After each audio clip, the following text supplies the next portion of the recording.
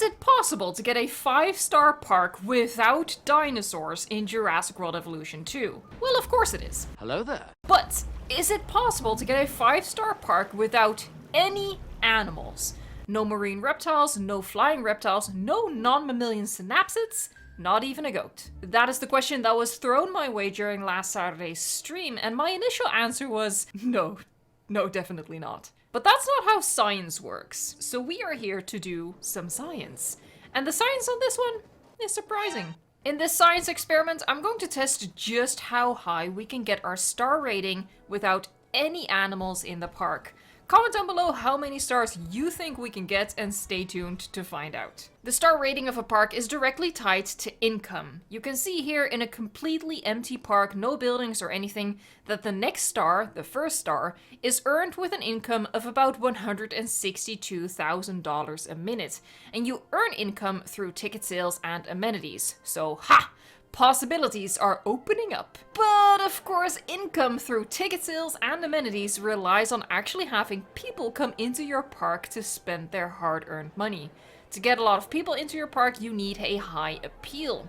And you increase the appeal of your parks through having visible dinosaurs, or creatures rather. Meeting your guests' needs, what the game calls guest comfort, is important too, but factors in less.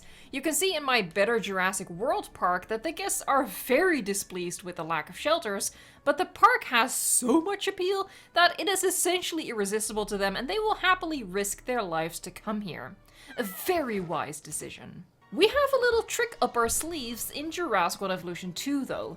2 buildings that also provide appeal, no dinosaurs or any other creature necessary. The first of which, the attractions. So aquariums, rock climbing, miniature golf, that sort of thing. So the first step is building this massive guest section with plenty of amenities to generate income and a variety of attractions to bring in the guests. And I'm adding hotels, restrooms, and shelters galore to maximize guest comfort as well. For your amenities to generate income, you have to satisfy your customers. So you do that by making sure the general adventure, nature, and luxury guests are all pleased with each and every building by customizing the internal modules.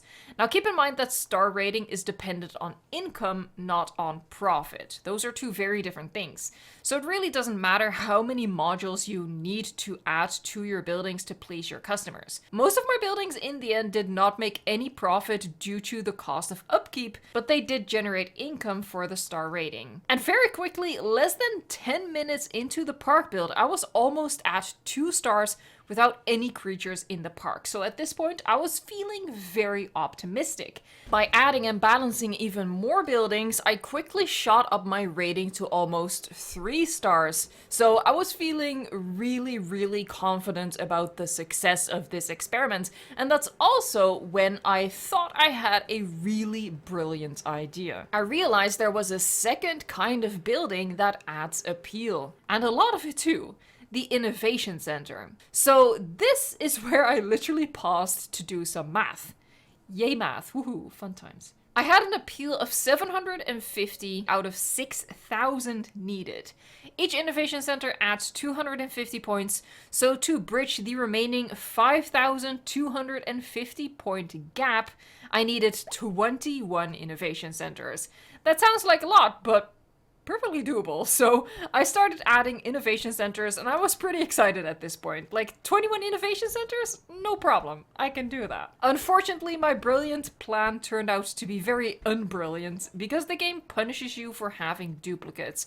So by the time I had 7 innovation centers, my park appeal had actually decreased a little bit. The same goes for the attractions, by the way. The more you add of the same type, the less appeal it adds until eventually they cancel each other out. I kept building more and more amenities and attractions to get my income and appeal as high as I could, and in terms of appeal, I hit a ceiling at 1350. At that point, any additional attraction just cancelled itself out in terms of added appeal versus the penalty of it being a duplicate. At that point, it became all about more amenities and spreading them out so they did generate some income. Obviously, if you just put a couple of restaurants right next to each other, one of them is going to generate income and the others aren't. I also had to recheck all of the amenities regularly to meet the changing needs of the guests, because suddenly a toy shop would attract more luxury guests than the internal modules were catering to, so I had to like check in a sculpture or whatever to make sure that nothing was in the red. And by doing that, a full hour of playing a dinosaur game without any dinosaurs or any other cool creature, just a full-on hour of adding and balancing amenities, I reached what I think is the highest possible star rating without having any living creatures in your park. And of course, without changing the sandbox settings to make it easier. My profit to achieve this star rating was a massive $908,000 per minute. $908,000 from 948 guests who traveled to a remote location in Germany to go bowling and watch a movie, essentially. I feel confident in my claim that this rating that I managed to get is the highest possible, because the next star wouldn't be given until a profit of 1.2 million per minute, and I did spend 30 minutes trying to increase my income by building and balancing even more amenities in an extra area of the park, but the income just wasn't budging. I had reached the maximum amount of money possible to scam out of your park guests' wallets. And honestly, it's baffling how high of a rating I was able to get. According to my science experiments, the highest possible star rating for a dinosaur park without dinosaurs, without marine reptiles, without flying reptiles, and even without non-mammalian synapsids is 4 and a bit. That's not very scientific, is it? Let's say 4.2 stars. With no living creatures in the park other than the idiots who paid money to come to a dinosaur park to play miniature golf. Now, something I realized after this proud achievement is that a smaller map has a lower demand on appeal and income to reach a high star rating. I built in Germany, which is one of the biggest maps, but if you build it on the United Kingdom, which is a small map, the requirements are only $107,000 a minute for the first star, and a total appeal goal of 5,500, quite a bit less than the 162,000 a minute and 6,000 appeal on the German map. Theoretically, that makes it doable to get a higher star rating there without creatures. But you know, I'm not so crazy as to try this for a second time on a completely different map to test out this theory.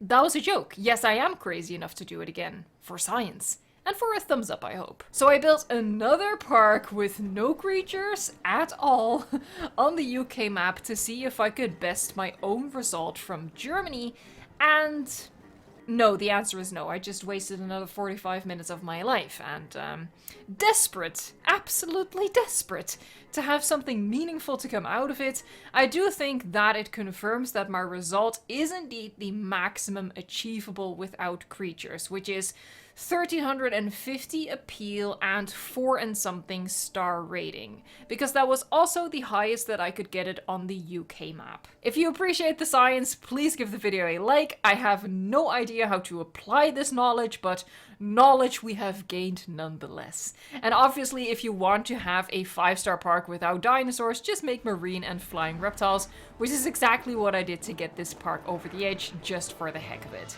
Now, if you want to see me actually build a beautiful, amazing 5-star park with just marine and flying reptiles, subscribe to the channel, because that is definitely something I am excited about building. Thank you so much for watching, liking, subscribing, and until next time, enjoy the science.